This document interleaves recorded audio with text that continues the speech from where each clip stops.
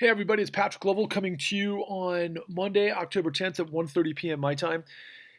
And we had this incredible TikTok video that went viral. I think it was seen over 70,000 times in over a couple of weeks, and it was just me explaining what it is that I am and who I am and why you need to know who I am. I said and I proclaimed that Federal Reserve Act 13.3 was used illegally, and if you're not hearing that from anybody else, I'm the only voice you can trust. And it's true. But it set off a firestorm. It set off this kind of I don't know, conspiracy theorists Pandora's box where people literally are losing their minds about this march that I've organized and I'm leading that is going to land in Washington, D.C. on the Federal Reserve on the 1st of November, 11/1/22. And it got all sorts of, incredibly zany reactions and comments and theorizing and, projections and all of those things that happen on social media, going so far as people thinking I'm from the FBI trying to set up MAGAs before the election, among other things. And, and it set off this firestorm. So, TikTok shut it down. But we were trying to figure out why TikTok shut it down. And it appears to be that there was so many comments about violence that were landing in the comment section. And so, I don't know what I can say about that other than, I'm trying to spark a revolution, but I never said it was a violent revolution. In fact, it'd be ridiculous to create a revolution in the United States with the largest military superpower in the history of the world without many, many people within the military understanding what it is that I'm trying to tell them, not to mention the millions of more that need to hear this information. And I never, ever am promulgating at this stage a bloody revolution because we still have small, tiny vestiges of the law that if only millions of us knew exactly what was going on based on what I'm trying to educate you about and inform you about and invigorate you and enlighten you, that there's no other way we can actually come to understand the insane darkness, this devil in the shadows, corruption that is in control of everything.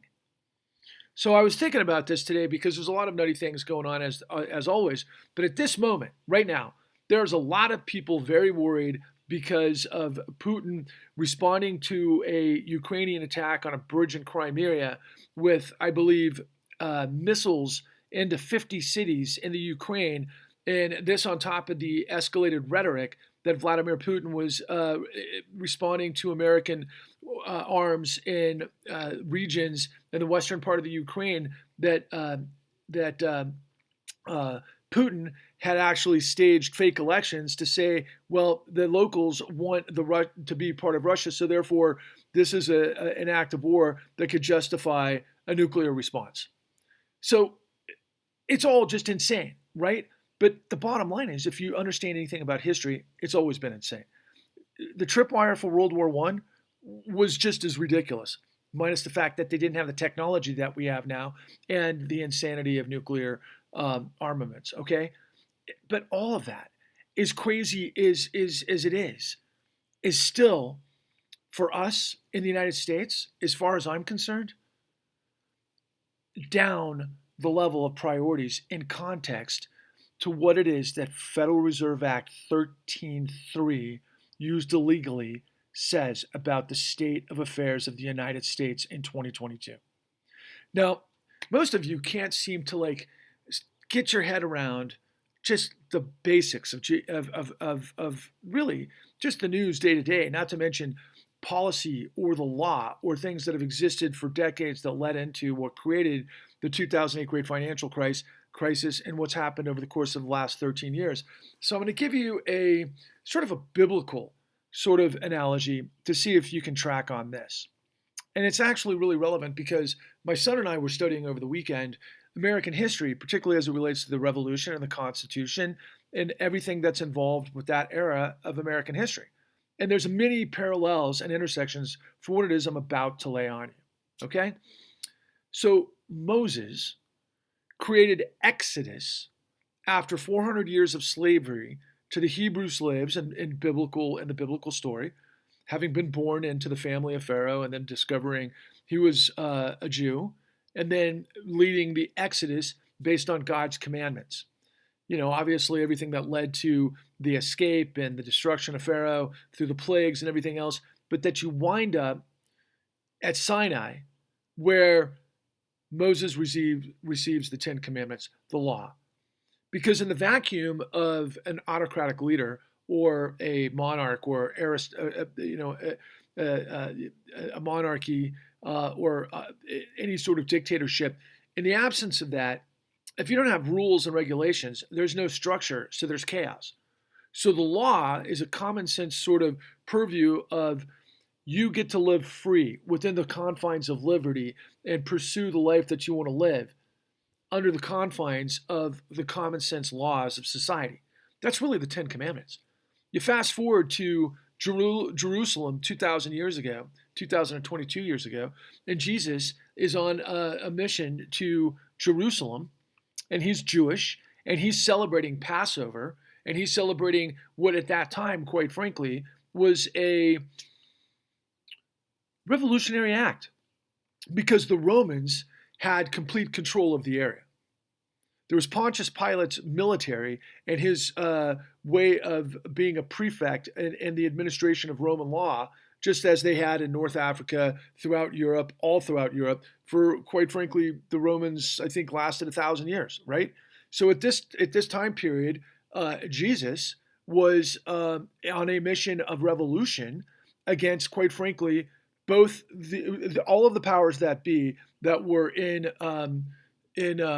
conflict with what he had proposed was the execution, the personification of the law, which was the laws that came through Exodus, through Deuteronomy at that time. And he was a rabbi, quite frankly, right? He's a teacher, a preacher, and everything else. And so his whole journey goes to the temple, which was the only temple at that time, unlike where we live in the United States, where there's a church, where there's a synagogue, where there's a mosque, all over the place.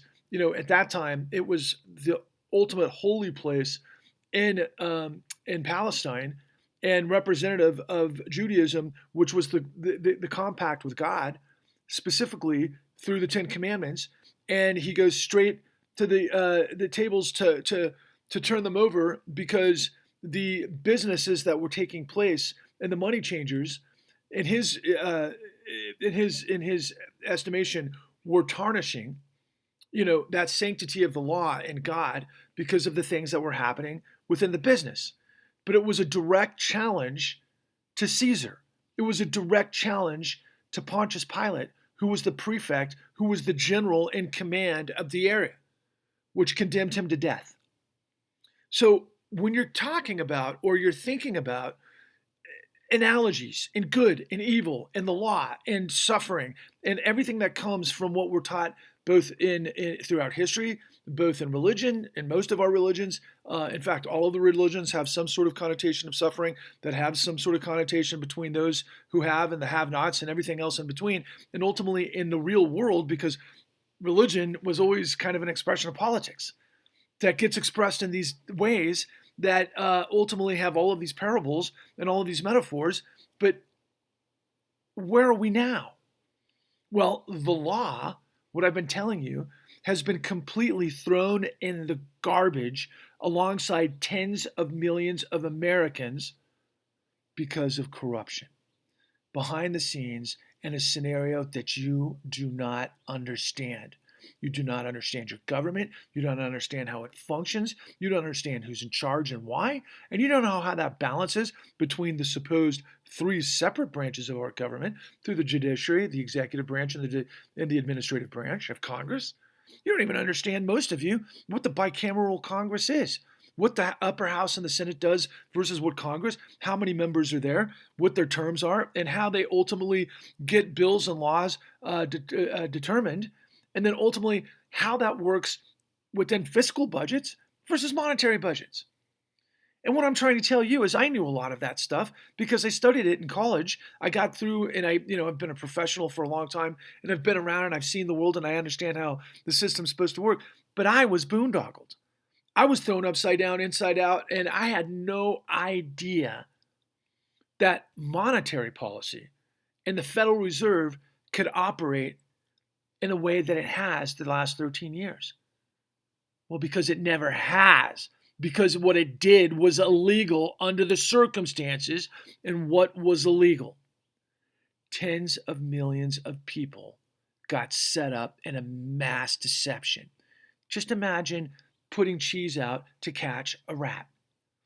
People held out free loans for people to try to get a chance at the American dream with no hard work to be able to get what didn't make any sense, quite frankly, in the 2002 to 2006 era, because they were known as liar's loans. And there's a whole bevy of reasons this came together, all of which are in display in my monumental work, The Con, at www.thecon.tv. And let me tell you, for those of you who have actually been paying attention this whole time and know who I am and what I've done and where I've been and everything else, I came across something this past weekend that was just extraordinary. There's a fantastic, and I would call it probably the gold standard of investigative journalism, that takes the shape of what's known as Frontline on PBS. They've done magnificent work, okay? But I always had asked the question, why aren't they telling the story that I know? They got close, but they didn't ask the right questions. They didn't talk to actual criminologists. They didn't talk to regulators within the system who had track records to actually know how to hold financial fraud to account. What I've always said is that this gold standard, as it were professionally polite inferences with a bunch of raised eyebrows that are like, they did what? Without actually asking the right question and finding the right answers. I'd already known that for a long time. But I came across this documentary series called Wall Street, Power, and Money. It was released last summer, July 2021. Blew my mind that I didn't know it actually existed and got out there. And because I guess maybe I'd probably seen it. I mean, that's just how much noise is out there. This is something that I would on a normal day just be like, okay, I got to see what they had to say because of what it is that I do. But in this particular case, we're looking at what, 15 months later that I discovered it because it came up on a YouTube feed. Anyway, I dove in and I watched it and I'm like, oh my God, this explains everything. To give you a short sort of zipper approach, a buttoned up approach to what I think actually this personifies, and I've never been more sure of anything in my life. You got to first of all understand that the producers of Frontline, I know, are in Boston, but they have a lot of contact within the DC, inside the Beltway, with a lot of, obviously PBS is funded by government, but at the same time, they've got a lot of interaction. And so they set the table of what took place in the 2008 great financial crisis to make us understand derivatives and what they've done and where we are now. Okay, and it was a fantastic production. However, everything that I am telling you, they skirted around in a very sophisticated approach that would make you think they gave you the necessary information for you to go, aha, that's how it happened. But instead, it was simply gaslighting. They literally take things that I know detail by detail by detail, and they worked an end round to make it appear as if, A, there was no choice but for government to do what it did under the Obama administration, led by Treasury Secretary Timothy Geithner. Now, I've said this several times before, and I hope many of you are paying attention to this because this is the reason why we're marching on Washington. Timothy Geithner, the former Secretary of the Treasury of the United States of America, says to the American people that they are going to be foam on the runway for the crashing financial system. Okay, ask yourself this. Would you like to be set in front of a crashing 747 so that somebody can benefit from you getting fucking destroyed? Did anybody ask you to vote for that? No, they didn't. Why didn't you respond to that? Well, because you didn't understand it, nor do most of you understand it now. But I have built a movement of people that are now understanding it more and more and more, and they are the foam on the runway that fucking Geithner was referring to. There are people that have been stuck in the courts for years and years and years. Many of them have lost their houses. They lost their families. They got thrown upside down because of the corruption in the courts made possible by the corruption that I'm telling you about. That led to the corruption of the Federal Reserve releasing trillions upon trillions upon trillions of dollars into the financial system for committing crimes. Where in the Constitution does it say that? Where in the Bible or where in the Torah or where in whatever religion you prescribe to does it say that the rich, most corrupt, most vile, most disgusting, who are the most unjust, get the entirety of the power of a society for their own benefit? That's the full faith and credit of the United States that was used to guarantee crime. That is not hyperbole. It is the truth, the whole truth, and nothing but the truth. So we need so many people to get this. We need millions to get this. We need thousands to show up at the Federal Reserve. We need to overwhelm this system that wants us to believe that we're fighting a war between fascism and democracy. We're not. Democracy was run over, destroyed, burned, raped, pillaged, and thrown in the freaking trash when this system got complete control. And it happened in 2009. So get a load of this. On November 2nd is the 10-year anniversary that the Federal Reserve pulled the back door and provided quantitative easing to clean up Wall Street's mess and to get them to double and triple down on it, of which I've told you before over and over and over. They did $30 trillion initially to get liquidity in the banks, then tens of trillions of dollars in quantitative easing that happened since 2010, nonstop. That is the sole reason for freaking inflation and all of the other monstrosities, because in 2019 we spent another 20 trillion, and I think we're way north of that after the March 2020 implosion because of COVID. Nowhere in the Constitution does it say the Federal Reserve is there to provide the full faith and credit of the United States so that a tiny sliver of our population can destroy everybody else using deception, fraud, theft, and betrayal. That's what we're talking about. And you can't blame one religious group over another because everybody took part in this. It's the financial system that you need to blame, that overran their friends in the legal system, that took over the judiciary, so you no longer have separation of powers. You do not live in the United States. I said it before, and I'm going to say it again.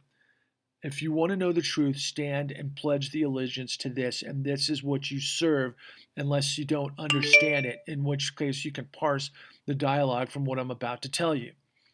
I pledge allegiance to the flag of the corrupt and perverse states of America and to the financial system for which they serve, one nation in the dark by way of deception, with liberty and justice for those that stole it. Are you a coward? Are you somebody that needs to be sit in a corner and thrown tarred and feathered and raped and destroyed, and you don't fight back? Is that who you are? Are you somebody that lets villains that are disgraceful liars and thugs and cheaters basically lie to the world, and you're going to sit on the sidelines and go, that's okay? Let me explain something to you, because I get a lot of feedback from MAGAs that think I'm coming after them, when in my situation is, yes, corruption births fascism. What has to happen and what you need to understand is Trump was not the ultimate threat to democracy. He's the result of this system. We've got to come together with millions of enlightened people to discover the truth and fight for liberty and justice for all. We still have a chance to do it peacefully by the legal process, and I know the right people that can do it, but you have to show that you're willing to stand for what this country is. Everything's coming apart. Honestly, if there's a nuclear war, then all of this gets buried in history, and we don't fix this, and then whatever else comes next. I'm telling you, the hegemony of the dollar bill based on the fossil fuel commitment of Saudi Arabia going to potentially join with Russia and China right now, there's a lot of major crazy stuff going on, in addition to everything that we've known for some time. climate change, the poisoning of our democracy through corruption, and all of it that has basically engulfed this world in darkness. We need the children of the light to defeat the demons of darkness. This is your opportunity. Onwards and upwards.